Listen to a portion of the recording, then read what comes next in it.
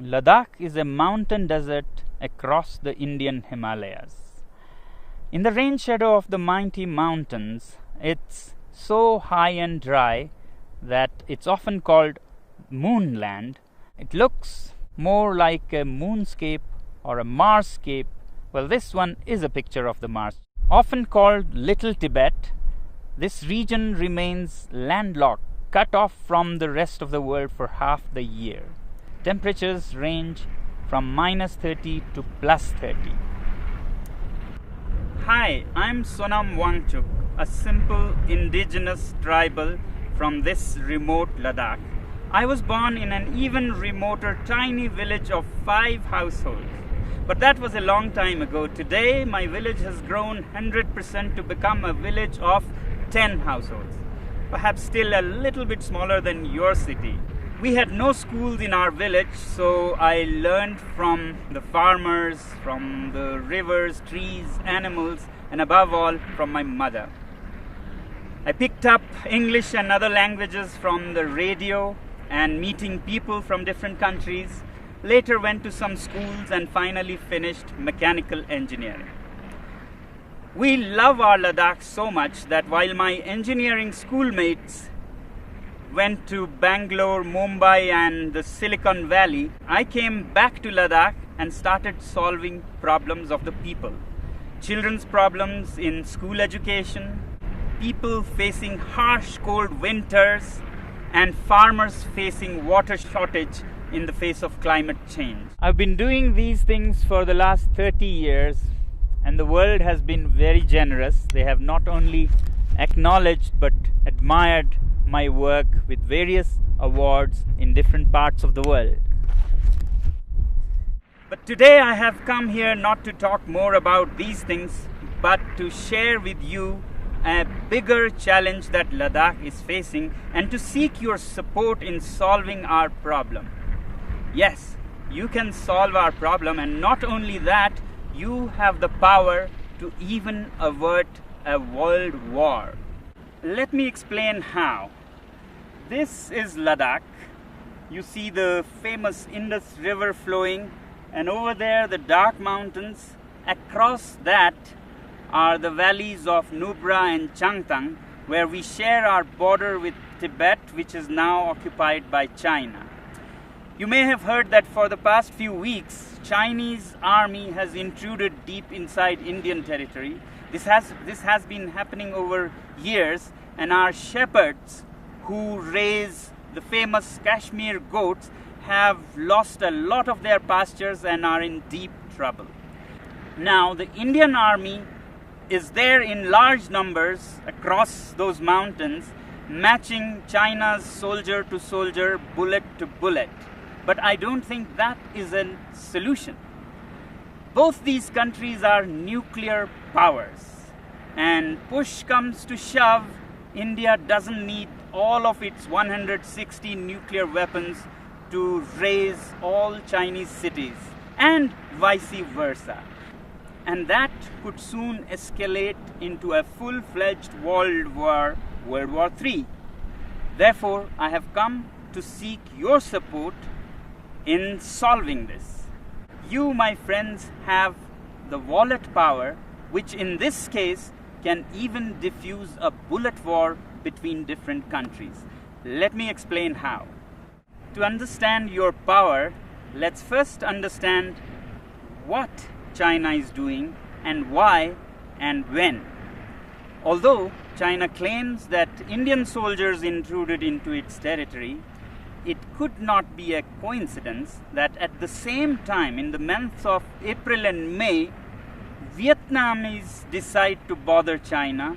Taiwan and the US Navy also decide to bother China. And the timing is important. This is the time when the whole world is dealing with the pandemic. Who would even think of border disputes? But one country has serious reasons to do that, and that is China. China, being a totalitarian regime, fears not so much the bullet power of India or the US. What it fears most is its own people.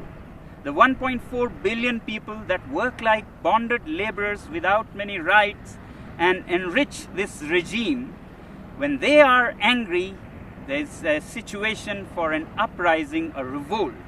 And today, after the COVID pandemic, people in China are furious with their government for how they handled the pandemic. Chinese businesses are shut, factories are shut, unemployment reaches 20%. And it's time for an uprising. And that's when China picks up fights with several of its neighbors to divert the attention of angry citizens from the economy to nationalism. And this is not the first time China is doing this. From 1958 to 62, during the worst Great Chinese Famine, when people in China were very, very upset, Mao decided to invade India.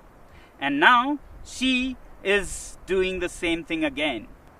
Well, this is the simple analysis of my simple tribal mind. If this be the case, then we, the citizens of the world, should use our wallet judiciously and hit China where it hurts most, the economy.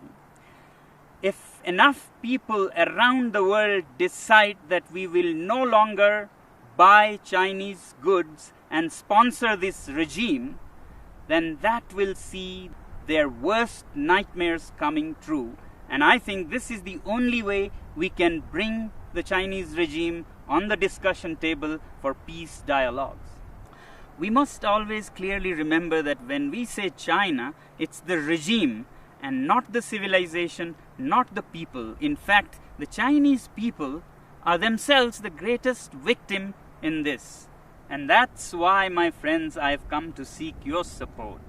We use so many Chinese products, software, hardware, from apps and software that sends millions and millions of dollars to China to products like clothing, phones, computers. If we boycott these goods, it'll send a clear message to China that the world is not happy with you. But is it right to boycott goods from a particular country? When normally not, when it is among equal partners. But my simple tribal mind says that China is not a normal country. If the world was a club of peaceful sheep, China is a wolf in sheep's clothing. It doesn't respect the rules of the game. It's a totalitarian regime run by a clique. It's not representative of its people. In fact, its people are just an instrument for its expansionist ambitions. It doesn't respect international customs or bodies like the WHO, and we saw because of its behavior how the COVID spread so much and caused so much suffering. Yet, we, the people of the world, also have double standards. We overlook everything and just want trade with it. In 1947, China gobbled up Inner Mongolia. We were silent. We wanted trade. Later, Tibet, with its 6 million Tibetan Buddhists, were annexed. We were silent. We wanted trade. And then Xinjiang, with its 10 million Uyghur Muslims, were gobbled up. We were silent. We wanted trade. In fact, 60% of today's China is occupied territory. But we overlook that because we want trade. But the biggest victims of this regime are the 1.4 billion Chinese. They work like bonded laborers, have hardly any rights, and if they raise their voice, they disappear. China has already blocked and banned Twitter, Google, Facebook, and keeps its people from all the information of the free world. And now with the Belt and Roads Initiative, China is laying a debt trap around the world. Already, countries like Sri Lanka have lost their land as they couldn't pay the debts. Pakistan is soon becoming a colony of this kind. In Africa, Djibouti has already lost its land for China. Countries like Tonga have debts that amount to 44% of its GDP. After Asia and Africa, they're soon arriving in Europe, where assets are being built all over Central Asia and Europe with loans from Chinese companies and contracts given to Chinese companies with very high rates, and when you can't repay the loans, you lose your land. To my simple tribal mind, these belts and roads are the veins to suck the blood of the world, to send finished Chinese goods and to suck resources and money from around the world. But we overlook all these facts because we are addicted to cheap Chinese goods. We must also find out, why are these goods cheap in the first place? Can we ethically make cheap goods like this? Well, they are cheap because the labor is low paid, labor laws are hardly there, and natural resources are plundered like there is no tomorrow. State subsidizes utilities to artificially lower their prices, and they manipulate currencies in their favor. So it's time that we, citizens of the world, take our wallets into our hands and say we have personal economic sanctions on this regime.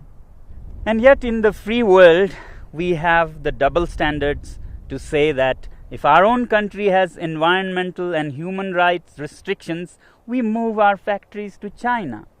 Well, aren't Chinese people human beings with human rights? Isn't nature in China a part of this planet? Now, some people would ask, is it practical? How can we manage without Chinese goods? And what are the alternatives?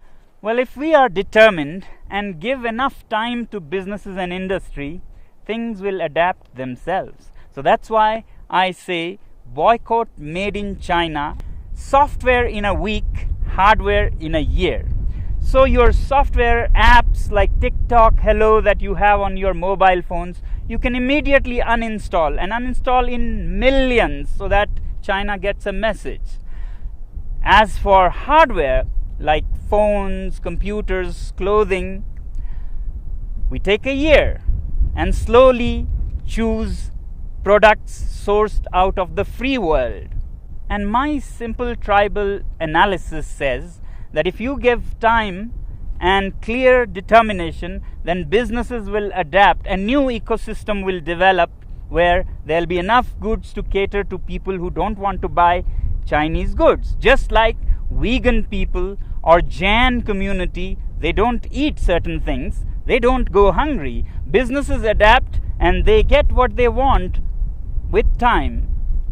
As for replacements and alternatives to Chinese goods, I really don't think that we need an alternative for everything. We have been buried under cheap Chinese goods. We have made our houses into museums cluttered with cheap things that we don't even need. Why do we need 10 pairs of shoes? Why can't we do with 3 pairs of shoes made very nicely by local craftsmen? Why do we let these goods pollute our rivers, lakes?